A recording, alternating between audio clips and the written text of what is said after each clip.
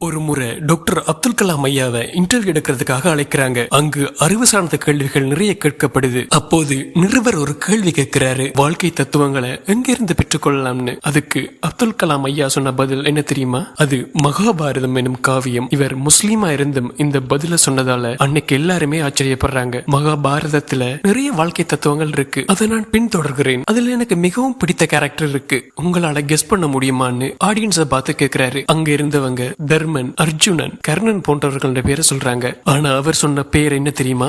அவர்தான் விதுரர். மகா நீதிமானான இவர் எப்பவும் தர்மத்தை மட்டும்தான் பின்பற்றுவாரு. தர்ம நெறியில இருந்து வலுவாதவர். திரௌபதி துயிலுரிய படும் போது கூட விதுரர் மட்டும்தான் துணிவா எல்லாரையுமே எதிர்த்தாரு. தர்மத்தை எந்த சூழ்நிலையிலும் விட்டு கொடுக்காம இருப்பதால அப்துல் கலாம் சார் மகாபாரதத்துல தனக்கு பிடிச்ச கேரக்டரா விதுரரை சொன்னாரு. பொதுவா மகாபாரதத்துல வர்ற எல்லா கேரக்டர்ஸுக்கும் ஒவ்வொரு வீக்னஸ் இருக்கும். ஆனா வீக்னஸ் இல்லாம இருந்தவர் விதுரர் மட்டும்தாங்க. அதனாலதான் கிருஷ்ணர் சாமர்த்தியமா விதுரரை போர்ல இருந்து பங்கு பற்றாத மாதிரி செய்வாரு.